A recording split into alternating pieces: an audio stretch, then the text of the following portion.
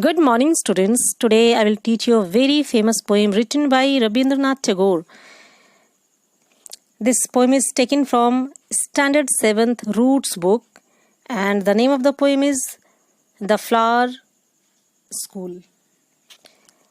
So, students, I don't think that Rabindranath Tagore needs any introduction.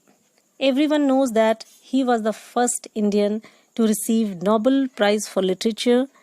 He was a great writer, a great philosopher, a great lyric writer who wrote our national anthem, and a great educationist.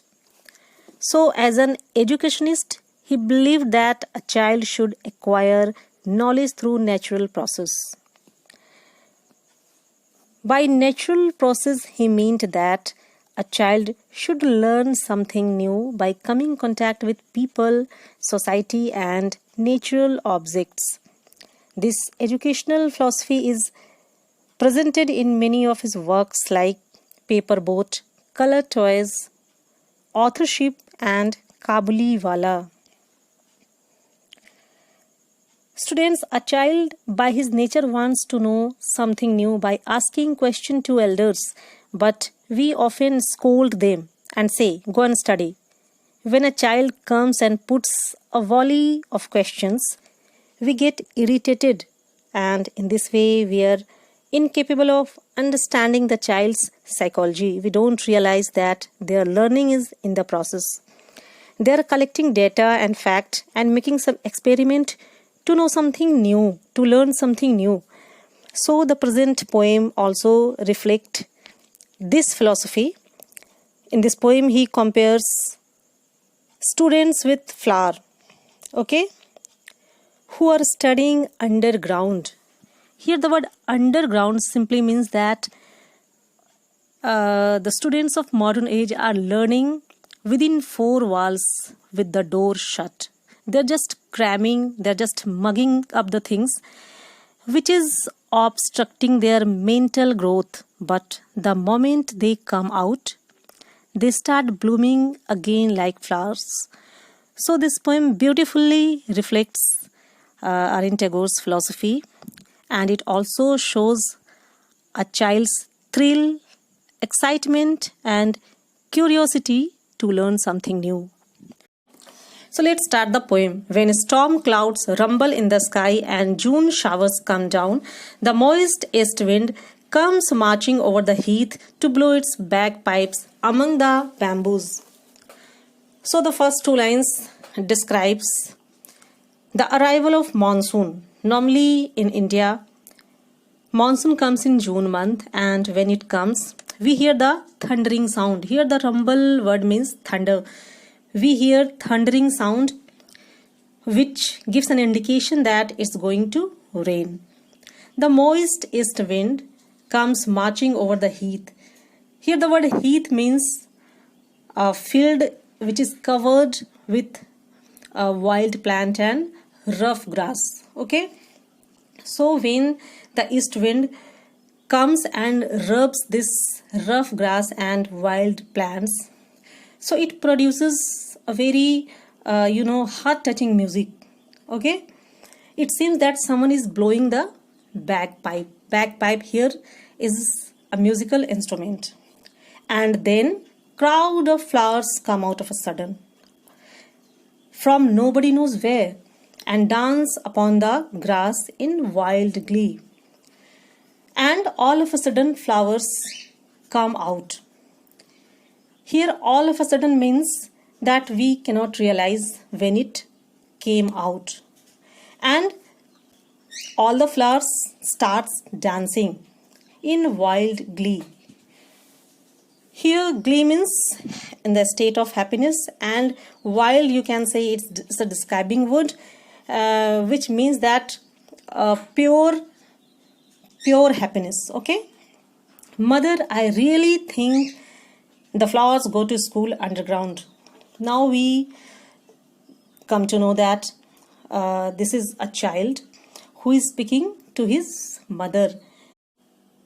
They do their lessons with doors shut, and if they want to come out to play before it is time, their master makes them stand in a corner. So this is the pure imagination of a child. He imagines that flowers are students who go to school underground to study, and they study with the door shut. As I told you, that modern students are doing the same thing. They are studying in a confined room. They are just memorizing the things.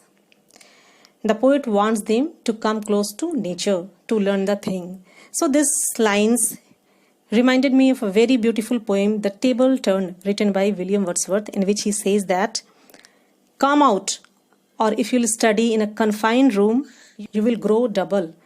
So he also wants, Arvind Tagore also wants the student to come close to nature to learn many things, okay? And as the poet says that if the students come out without completing the task, they get punishment. In the same way, the flowers, because they have come out without completing their work, so the master has made them stand. So you can see the queue of the flower. So it's a beautiful imagination of the child. When the rain comes, they have their holidays, and in monsoon normally they have their holidays. They come out, they enjoy the pleasant weather.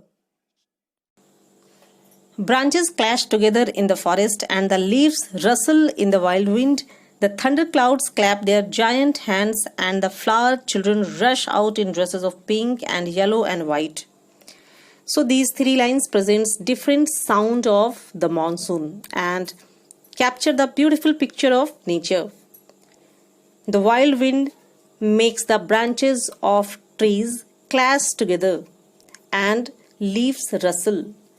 Here the word rustle means noise of silk cloth, just like swishing sound. So it seems that leaves are whispering something. Thundering clouds are clapping their giant hand. Here the word giant hand shows that they are making louder sound. Since it is the holiday of flower children, so they appear in colorful dresses like pink, yellow and white. They are enjoying their holidays to the best of their capacity. Do you know, mother, their home is in the sky where the stars are. Haven't you seen how eager they are to get there? Don't you know why they are in such a hurry? Of course, I can guess to whom they raise their arms. They have their mother as I have my own. So in the last stanza, the child says to his mother that flowers bloom and fades very soon. Why? Only because they are in a hurry to meet their mother who lives in the sky. And this is the reason they want to go to their home as soon as possible. As the poet wants to say that as I raise my arms towards my mother, they are also raising their hands toward sky where their mother lives. So let's see the poetic devices used by the poet. The poet has used many literary devices like personification, imagery and metaphor. Flower in this poem is metaphor for school children. And flower is the example of personification also, because flower in this poem has been personified. We see that flowers are rushing out, they are dancing, they are raising their arms. Okay, so in this way we can say that here the flower is treated like a human being. So in this way it is the beautiful use of personification. The poet has used many imageries from nature. What is an imagery? So poets in their poems use particular words that create visual. In this poem we see that leaves rustle, branches clash and thundercloud clap their giant hands. These images creates mental picture. So they are the example of imageries used by the poet. So in this way the poem presents vivid description of budding flowers bursting from ground and reaching to their mother. Okay, I hope you understood the poem. Thanks a lot.